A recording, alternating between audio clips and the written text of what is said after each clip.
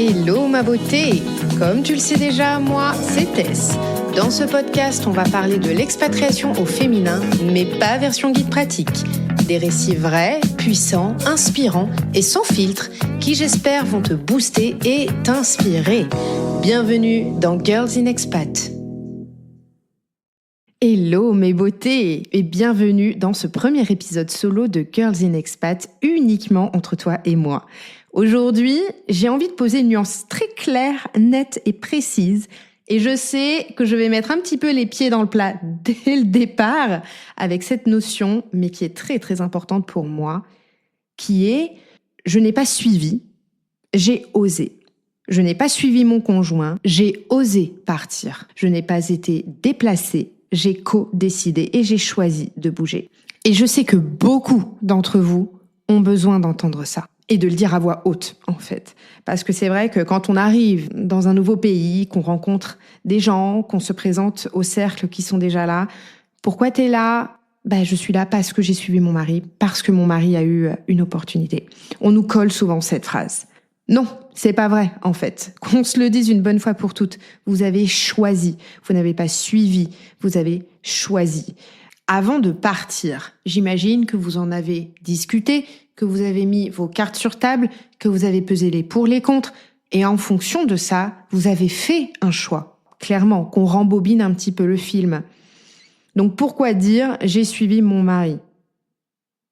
Parce que vous ne le suivez pas. Vous avez choisi, vous avez décidé. Et partir à l'étranger, c'est pas accompagner par défaut.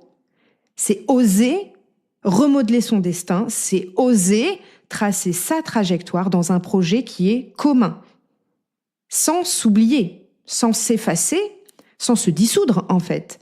Et je trouve que les mots comptent énormément dans ces phrases qu'on entend et re-entend au quotidien en permanence. Suivre, je trouve que ça enferme. Oser, ça ouvre. Et co-décider, co-choisir, co-construire, ça ancre. Et c'est ça qui change tout. Je me revois encore quand j'étais à Milan en Italie avec mon mari et qui me parlait de cette opportunité de venir aux Pays-Bas, à La Haye. Clairement, ça m'a stressée de fou. J'ai un peu paniqué. Mais en prenant du recul, je me suis dit, ok, bon, là, on parle de partir, de recommencer une nouvelle vie ailleurs. Moi, là-dedans, qu'est-ce que je veux ? Qu'est-ce qui me va ? Qu'est-ce qui me va pas ? Est-ce que j'accepte ? Est-ce que j'accepte pas ? Parce que bien évidemment, il y a un train qui passe et on se dit qu'il faut pas le louper. Mais sachez une chose, vous avez toujours le choix. Et ce qui s'est passé à ce moment-là, c'est que on s'est posé.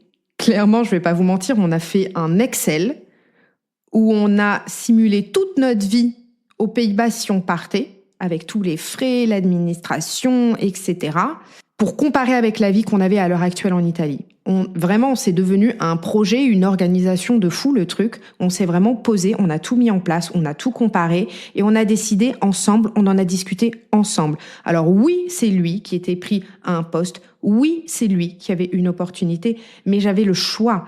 Et c'est important aussi que le partenaire comprenne ça et qu'il vous laisse poser votre choix et que vous puissiez en discuter. C'est là où je vous dis que c'est faux. On ne suit pas, on choisit. C'est hyper important et j'aimerais vraiment que cette phrase disparaisse parce que elle me pique à chaque fois que je l'entends. Et je sais qu'elle vous pique à beaucoup d'entre vous aussi, mais qu'en fait on dit ça par automatisme parce que c'est tellement ancré et normal de dire ça qu'on dit ça. Alors que non. J'aimerais un petit peu qu'on déconstruise ça ensemble aujourd'hui. Avec mon mari, au bout d'un moment, on s'est clairement dit, si on part, nous le décidons. Et comment également, si on part, on protège l'un comme l'autre nos deux trajectoires. Parce qu'il y a lui et il y a moi. Et ensemble, on crée un équilibre qui doit fonctionner. On crée une équipe qui doit faire des compromis, mener des accords et se soutenir. Et en ça, poser son cadre, mes girls, c'est pas malsain, c'est hyper sain. Poser des compromis, c'est clair. Et derrière, on n'a pas de repenti. En toute honnêteté, j'ai posé mes points non négociables, j'ai posé mes compromis. Moi, par exemple, c'était j'accepte d'aller aux Pays-Bas pour que tu puisses accepter ton opportunité et la vivre. Cependant, moi, les Pays-Bas, c'est pas quelque chose qui m'attire de base. Dans 1 an, on fait un point. Si moi, je me sens pas bien, on rentre. C'est-à-dire, j'accepte de reconfigurer ma vie pour toi, mais à contrario, si moi, je n'y trouve pas mon épanouissement et mon équilibre personnel, accepte de repartir pour moi. C'est du donnant-donnant et c'est une aventure qui se vit à 2. Et pour qu'elle fonctionne, il faut que les 2 s'y sentent bien. Vous comprenez mieux maintenant la notion du « je ne suis pas mais je choisis ». Eh bien voilà, on est en plein dedans. Ce qu'on a également décidé de faire, dans un second temps, on est parti un week-end aux Pays-Bas et on a vraiment essayé pendant un week-end de s'y projeter, de s'en imprégner pour un petit peu mieux prendre la température et qu'on puisse justement orienter notre choix. À partir de là, on est rentré, on est revenu sur nos Excel, nos feuilles de papier, on avait pesé les pour, les contre, etc.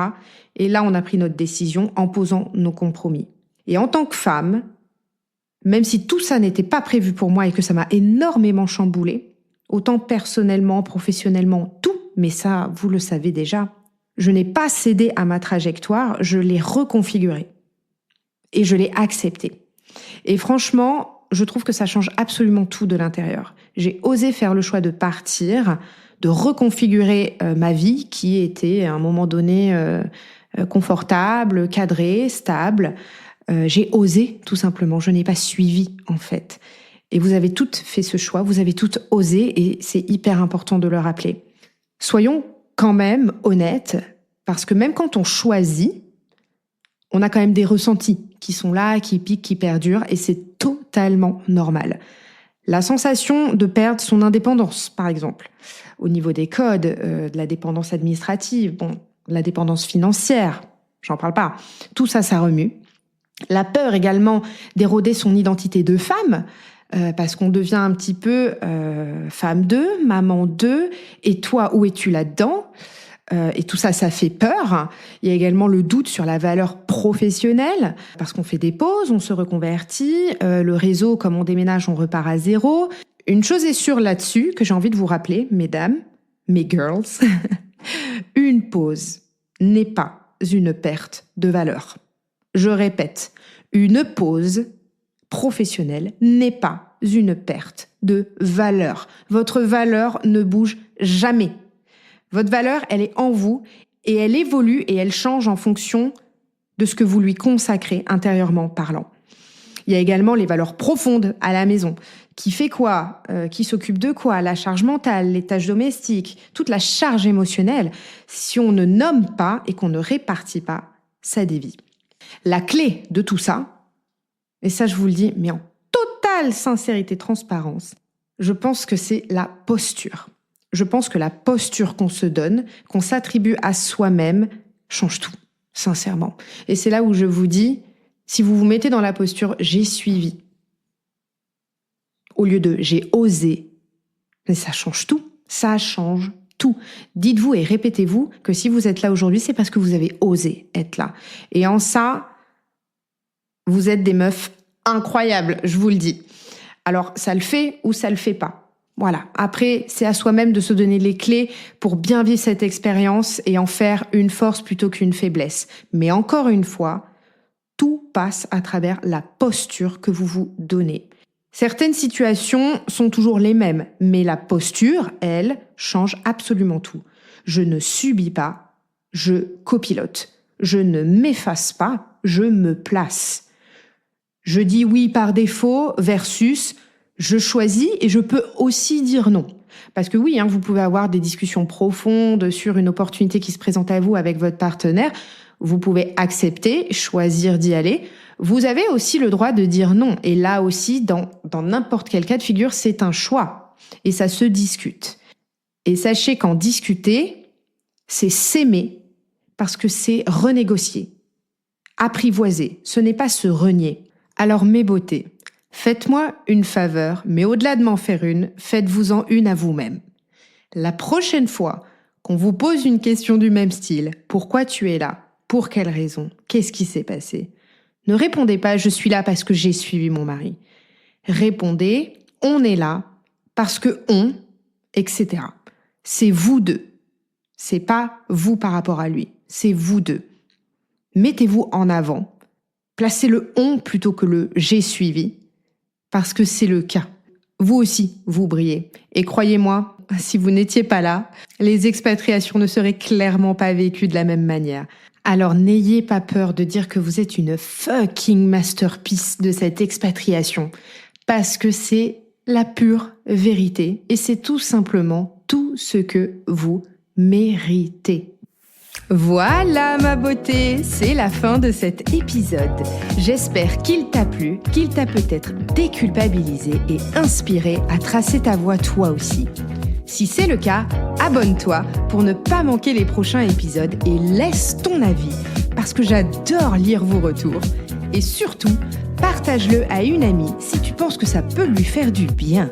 Rejoins aussi la communauté Girls in Expat sur Instagram pour suivre l'aventure et venir discuter avec moi, si le cœur t'en dit bien sûr. On se retrouve déjà la semaine prochaine pour votre toute première interview que je sais vous attendez avec impatience et elle arrive. Et le mois prochain pour le prochain épisode solo. Je vous fais de gros bisous mes beautés, prenez bien soin de vous et à très vite sur Girls in Expat.